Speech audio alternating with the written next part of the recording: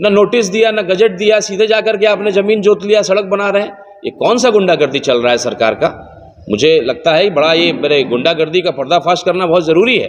एक बहुत बड़ा भ्रष्टाचार बोलिए, पैसों का बहुत बड़ा खेल हुआ है और इसमें किसी ने कोई कुछ नहीं बोला है। न यहाँ के प्रशासनिक लोगों ने बोला है, न यहाँ के जनप्रतिनिधियों ने आवाज़ उठाया है। हम आपके हक की लड़ाई को लड़ना जानते हैं और अभी चुनाव का समय है, लोहा गर्म है। अभी हम लोग हथौड़ा मारेंगे तो बिल्कुल हम लोग इस अपने हक की लड़ाई को जीतेंगे। आज ढाका में हम लोगों ने भारत माला जो प्रोजेक्ट यहाँ चलाया जा रहा है उसको लेकर के एक बैठक रखा था। चूँकि इसकी टेक्निकल जानकारी को लेकर के ऐसे लोग जो प्रताड़ित हैं, कुछ लोग कैमरा के सामने आना चाहते हैं, कुछ लोग नहीं आना चाहते हैं।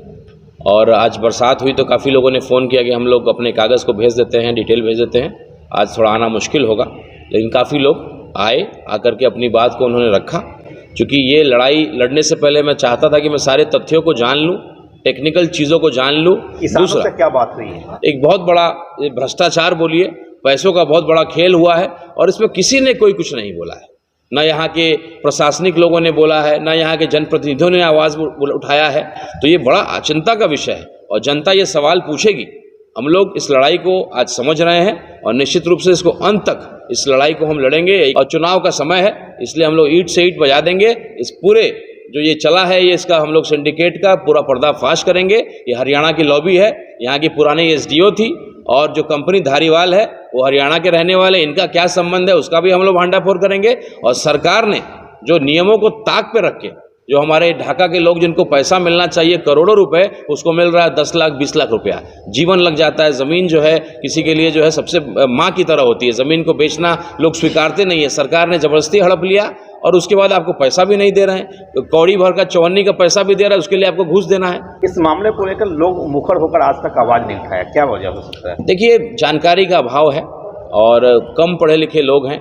आरटीआई की ताकत, कानूनी ताकत, कोर्ट की ताकत और एक बड़े समूह को एकत्रित करना है। किसी भी नेता का काम क्या होता है, उसका दायित्व क्या होता है? नेता को कई लोग उस पर विश्वास करते हैं और एक नेता प्रयास करता है एक सामूहिक लोगों को एकत्रित करके आंदोलन लोकतांत्रिक ढंग से, नियम कानून को मानते हुए। लेकिन अगर हम लोग करेंगे नियम से तो ईंट से ईंट बजा दिया जाएगा। आंदोलन करेंगे आप? बिल्कुल। इसकी शुरुआत जब किया है, ये मेरी पहली लड़ाई है। इस पहली लड़ाई को मैंने चुना है तो कुछ सोच समझ के चुना है। और ऐसे जो कंपनी वाले किसी के मुंह में कुछ पैसा ठूस करके चुप करा देते हैं, तो ये काम यहाँ नहीं होने वाला है। आपने बहुत जनप्रतिनिधियों का मुंह यहाँ चुप करा दिया पैसा दे करके। प्रशासन आपका कुत्ते की तरह गुलामी करती है। आप एक बार केवल बुलाते हैं तो आकर के जो है दो मिलाते हुए आपका काम करती है। यहाँ कोई मर जाता है, किसी महिला के साथ अभद्र व्यवहार होता है, उसको कोई पूछने वाला नहीं है। लेकिन ये कंपनी वाले खाली एक बार फ़ोन कर दें तो पूरा यहाँ का सीएम सिस्टम जो है, थाना पुलिस एकत्रित होकर के उनकी सेवा करता है।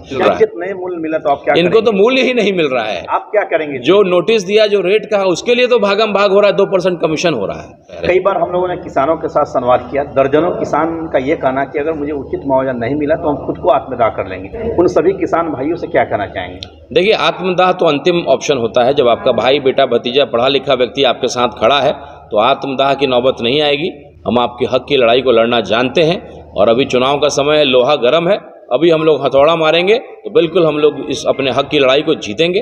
ऐसे किसान है मेरे जानने वाले जो केस किए हुए हैं कमिश्नरी में, लेकिन आज तक कोई उसका निर्णय नहीं निकल पाया। क्योंकि टुकड़े टुकड़ों में केस को लड़ा जा रहा है, हम एकत्रित नहीं हो पा रहे हैं। हमारे पूर्वजों का और इतिहास रहा है, ज़मीन के लिए तो जो बलिदान देना पड़ेगा। ज़मीन हमारी माँ की तरह होती है। हमारी मिट्टी, हमारी ज़मीन हमारी माँ के समान होती है। और हमारी माँ का जो है इस तरह से अपमान होगा, ज़मीन आपने ले भी लिया और पैसा भी नहीं देंगे और गुंडागर्दी करेंगे, इसके खिलाफ लड़ाई। आपको लग रहा है कि इस लड़ाई में सारे किसान एक साथ नजर आएंगे, एक मंच पे, एक बैनर तले नजर आएंगे? देखिए, समझाना पड़ेगा, बताना पड़ेगा। अब तक कोई उनकी लड़ाई को लड़ने वाला ऐसा कोई उनकी नज़र नहीं आया। एक ईमानदार आदमी, एक लड़ाकू आदमी, एक जुझारू आदमी, एक पढ़ा लिखा आदमी, एक जानकार आदमी अगर उनको दिखा होता तो निश्चित रूप से इस लड़ाई को मजबूत किया जाता। किसानों से मिलने के लिए किसी तरह का पद यात्रा भी शुरू करेंगे? बिल्कुल, हम लोग पद यात्रा एक शुरू करेंगे। दो चीज़ों पे वो आधारित है। एक तो ये जो लड़ाई जो हम लोगों ने शुरू किया है, जो भारत माला प्रोजेक्ट में जो प्रताड़ित किया गया है लोग, उसको लेकर के पदयात्रा करेंगे। और दूसरा एक पदयात्रा हम लोग दलित बस्तियों में, गरीब की बस्तियों में करेंगे, जहाँ बिजली विभाग का प्रताड़ना, बिजली विभाग जो लोगों को जो है सिरिंज लगा कर खून चूस रहा है, उसको लेकर के हम लोग अपनी एक पदयात्रा करेंगे। ऐसे हजारों लोग शुरू करने वाले हैं पदयात्रा। ऐसे हजारों लोग जिनका जो है गलत बिजली बिल वसूला जा रहा है, FIR किया जाता है, उनको प्रताड़ित किया जाता है।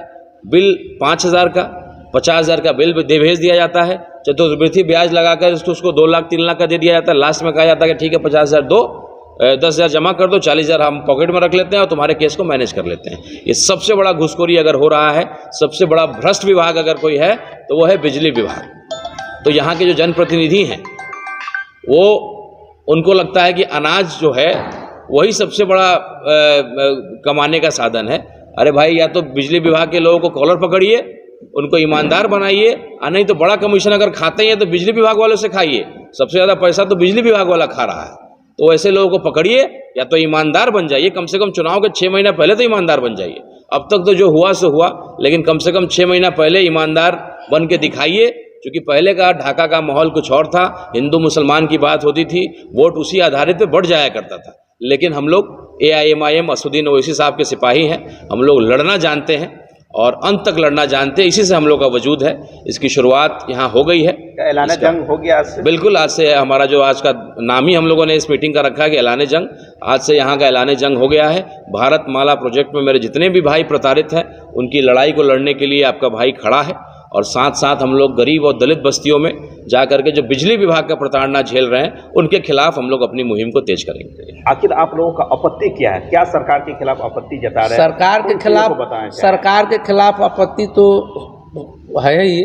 सबसे ज़्यादा कि यहाँ के लोकल प्रशासन, रजिस्ट्रार, CO, SDO, ये लोग मतलब कि एक तरह से कंपनी के हाथ में खेल गया, अपने वक्त पर खेल गया। मतलब कि 7 रेट है हर मौजे में, लगभग 6-7 रेट हर मौजे में। हर मौजे का क्या कारण है कि सबसे न्यूनतम रेट ही वो भी 2013 से दिया गया। क्या आपत्ति यही है? मेन आपत्ति यही है कि 7वां रेट जो सबसे न्यूनतम है और वो भी 2013 से, जबकि ज़मीन लिया जा रहा है, कहीं पे 21 में नोटिस दिया गया है, कहीं पे 22 में नोटिस दिया गया है, कहीं 24 में नोटिस दिया गया। तो कम से कम 24 का रेट दीजिए, 23 का रेट दीजिए। उम्मीद है कि आप लोगों को मिलेगा। अच्छा, बजाते ये भू अर्जन विभाग ने सरकार को लिख के दिया है। देखिए कितना इन लोग के बात में विरोधाभास है, इसको समझिए। सरकार को लिख के दिया भू अर्जन कि हमारे पास 2013 का ही रेट उपलब्ध था, इसीलिए मैं 2013 के रेट से दे रहा हूँ। जबकि ढाका जो रजिस्ट्री ऑफिस है, यहाँ 1 फरवरी 2016 से नया रेट लागू है। फिर आप लोगों के साथ नाइंसाफी तो ये रजिस्ट्रार और रजिस्ट्रार कैसे इस बात को गौन करके 2013 का रेट दे दिया? ये तो हम लोग का शोषण करने के लिए दिया, जबकि उसके टेबल पर रखा हुआ। अभी हम सूचना के अधिकार के तहत निकाले भी हैं, उसके टेबल पर खुद रजिस्ट्री दिन रात कर रहा है रजिस्ट्रार के 2016 के रेट से। अच्छा, एक और NHI का नियम है कि हर स्टेट गवर्नमेंट को हर 2 साल पर ज़मीन का रेट रिवीजन करना है। हमारे ढाका में 2016 के बाद अभी 2025 चल रहा है, एक बार भी रेट रिवीजन नहीं हुआ, जबकि किसी भी चीज़ का दाम स्थिर नहीं रह सकता सर। तो 2016 से हर 2 बरस पर भी अगर 10% का रिवीजन आया रहता तो अभी 16 से 9, 25 9 बरस हो गया, 4 बार हुआ, 40% रेट तो ऐसे ही बढ़ जाता लोगों का।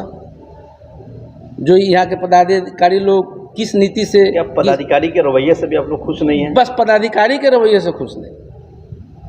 ये सबसे ज़्यादा हम लोग को का शोषण यहाँ के पदाधिकारियों के नीति की वजह से हो रहा है। दिशा निर्देश क्या रहेगा किसानों से? आप दिशा निर्देश यही रहेगा कि आज बारिश में जो लोग नहीं आ सके हैं, एक मर्तबा जिन लोगों का है, तमाम लोग आपस में बैठ करके एक डेट निर्धारित करें और उस वक़्त सारे लोग अपनी अपनी समस्याओं का जो भी पेपर है उसको कर करके हम लोगों के सामने लाएं, तो फिर उसको हम लोग करके अपने स्तर से इसका लड़ाई को आप ही लड़ेंगे राणा रंजीत के साथ? निश्चित।